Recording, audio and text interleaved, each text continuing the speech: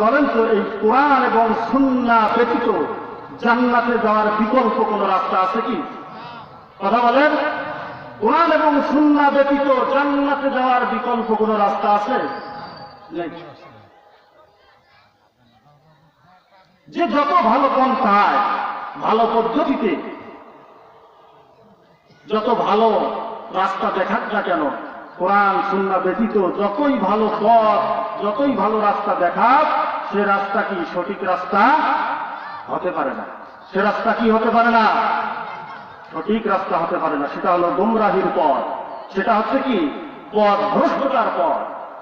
সে কথা আল্লাহ রাব্বুল আলামিন বলেছেন। আল্লাহ পাক রব্বুল আলামিন বলেন, ইন্না আনজালনা আলাইকাল কিতাবা লিন-নাসি বিল হক ফামান ইহতাদা ফালিনাফসিহি ওয়া মান দাল্লা ফাইন্নামা ইয়াযিল্লু আলাইহা। বলেন আল্লাহু আকবার। আল্লাহ পাক রব্বুল আলামিন বলেন, ইন্না আনজালনা আলাইকাল কিতাব, নিশ্চয়ই আমি আল্লাহ পাক রব্বুল আলামিন কুরআনুল কারীম নাযিল করেছি। নিশ্চয়ই আমি আল্লাহ পাক রব্বুল আলামিন কুরআনুল কারীম অবতীর্ণ করেছি লিন-নাসি বিল হক, মানুষদের হিদায়াতের জন্য। বলেন সুবহানাল্লাহ। আল্লাহ পাক রব্বুল আলামিন বলেন, ফামান ইহতাদা ফালিনাফসি, যে বা যাহারা এই কুরআনুল কারীম থেকে হিদায়াত নিবে, কুরআনুল কারীম থেকে কল্যাণ অর্জন করবে, সেই ব্যক্তিটা ফালিনাফসিহি, সে নিজের জন্য কল্যাণ অর্জন করলো। বলেন সুবহানাল্লাহ।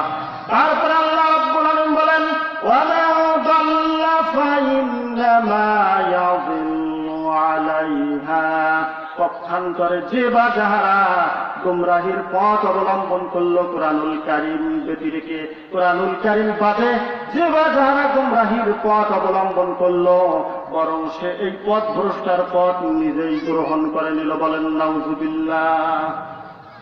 এই কুরআনুল কারীম মানুষদেরকে হিদায়াত দেওয়ার জন্য এসেছে। সূরা ইব্রাহিমের প্রথম নম্বর আয়াতে আমার আল্লাহ রাব্বুল আলামিন বলেছেন, কিতাবুন আনজালনাহু ইলাইকা লিতুখরিজান নাসা মিনাজ-যুলুমাতি ইলান-নূর।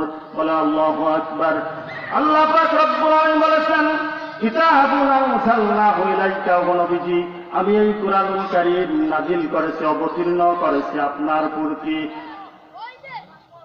কিতাবুন আনজালনাহু ইলাইকা লিতুখরিজান নাসা মিনাজ-যুলুমাতি ইলান-নূর, যে আপনি অন্ধকারের, জাহিলিয়াতের অন্ধকার থেকে মানুষদেরকে বাহির করে নিয়ে আপনি আলোর দিকে তাদেরকে নিয়ে আসবেন। বলেন সুবহানাল্লাহ। আল্লাহ পাক রব্বুল আলামিন আরো বলেন, যারা এই কুরআনুল কারীম গ্রহণ করে, যারা আলোর পথে চলে আসবে, যে বা যাহারা আলোর পথে চলে আসবে, আল্লাহ পাক রব্বুল আলামিন বলেন, আমি ওই ব্যক্তিদের জন্য অভিভাবক হয়ে যাই। বলেন সুবহানাল্লাহ। আল্লাহ পাক রব্বুল আলামিন সে কথা বলেছেন সূরাতুল বাকারার মধ্যে 257 নম্বর আয়াতের মধ্যে, আল্লাহু ওয়ালিয়্যুল্লাযীনা আমানু ইউখরিজুহুম মিনাজ-যুলুমাতি ইলান-নূর। বলেন আল্লাহু আকবার। যারা অন্ধকার থেকে বাহির হয়ে আলোর দিকে আসে, অর্থাৎ গান বাজনা, মোট কথা শয়তানি কাজ কাম সকল কিছু ছেড়ে দিয়ে অন্ধকার যত কাজ রয়েছে, গর্হিত যত কাজ রয়েছে, সব কিছু বাদ দিয়ে আলোর পথে যারা আসে, এই কোরআনের দিকে যারা আসে, তাদের অভিভাবক স্বয়ং আল্লাহ রাব্বুল আলামিন হয়ে যায়। বলেন সুবহানাল্লাহ। তাহলে আমরা কি বুঝলাম? যে এই কুরআনুল কারীম ব্যতীত, কুরআনুল কারীম ছাড়া বিকল্প কোন রাস্তা নেই। তাহলে আরেকটা বিষয় আমাদেরকে জানতে হবে, আরেকটা বিষয় আমাদেরকে বুঝতে হবে। তাহলে যে এই যে সমাজের মধ্যে, এই পৃথিবীর বুকে আল উলামা ওয়ারাসাতুল আম্বিয়া, যারা আলেম ওলামা রয়েছেন, এরা হচ্ছেন কোরআন এবং সুন্নাহর চিকিৎসক। কথা বল ঠিক কিনা? সমাজের সকল ব্যাধি সমসাময়িকভাবে কোরআন এবং সুন্নাহ দ্বারা সুচিকিৎসা দিয়ে থাকেন। কথা বল ঠিক কিনা? এখন কথা হলো, কোরআন এবং সুন্নাহ থেকে যখন কোনো আলেম সুচিকিৎসা দিবেন, এমন সময় যদি কোনো ব্যক্তির শরীরে বা কোনো ব্যক্তির সামাজিক ব্যাধি থাকে, সামাজিক কোনো রোগ থাকে, তাহলে এই কোরআনুল কারীমের আলোচনা যখন সে শুনবে তখন তার একটু খারাপ লাগবে। কথা বল ঠিক কিনা? তার একটু কি করবে? জ্বালা পড়া শুরু করবে। সম্মানিত হাজিরিন, আপনারা সকলেই চেনেন যে চুলকানির রোগী, চেনেন কিনা? এই চুলকানির রোগীকে যদি ডাক্তারের কাছে নিয়ে যাওয়া হয়, আর ডাক্তার সাহেব যদি তারে চুলকানির মলম দেয়, যেখানে চুলকায় ওখানে যে মলম লাগায়, তাহলে একটু জ্বালাপোড়া করবে কি করবে না? জোরে বলেন, করবে কি করবে না? করবে। এখন যদি আমি আলোচনা শুরু করে দেই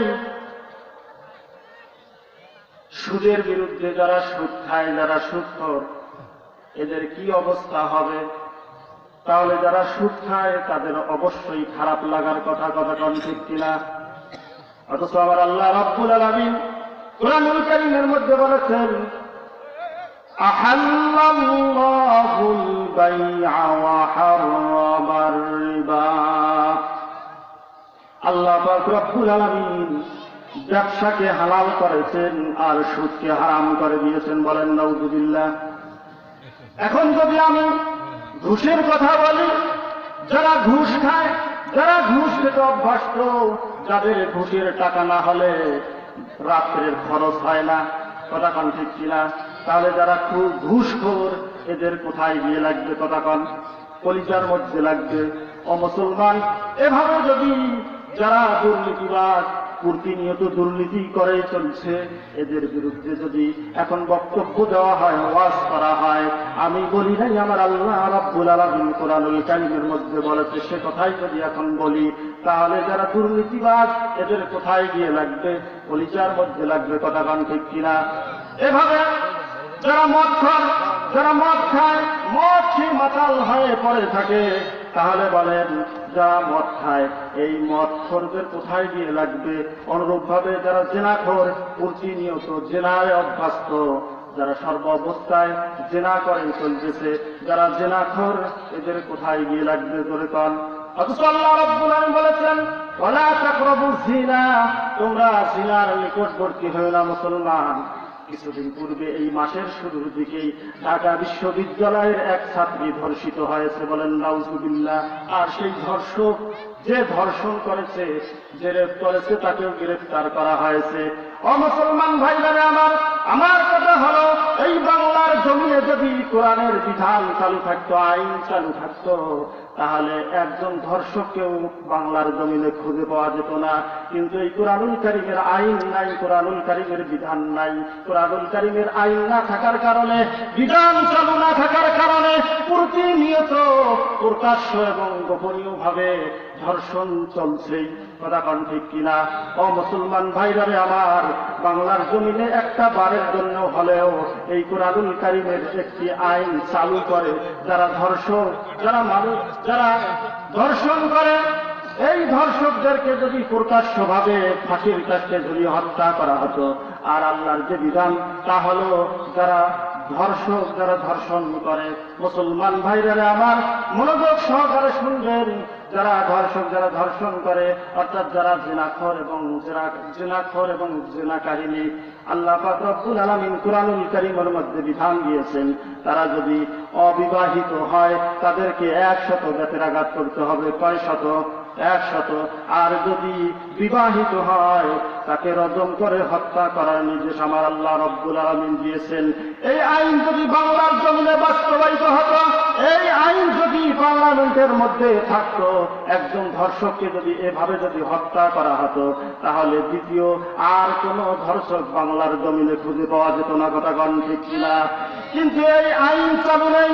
এই আইন চালু না থাকার কারণে মুসলমান একটা জিনিস মনে রাখবেন, স্মরণ রাখবেন, যদি ইসলামের কোন বিধান, ইসলামের কোন আইনকে যদি আপনি আমি অপছন্দ করি, কি করি জোরে বলেন? যদি অপছন্দ করি তাহলে আপনার আমার পেছনের যত নেকি রয়েছে, সওয়াব রয়েছে, ইবাদত রয়েছে, সব কিছু আবার আল্লাহ রাব্বুল আলামিন বাতিল করে দিবেন। বলেন নাউজুবিল্লাহ। মুসলমান ভাইরা আমার, সে কথা আমার আল্লাহ রাব্বুল আলামিন বলেছেন সূরাতুল মুহাম্মাদের 9 নম্বর আয়াতে আল্লাহ রাব্বুল আলামিন বলতেছেন যালিকা বিআন্নাহুম কারিহু মা আনজালাল্লাহু ফাআহবাতা আমালাহুম।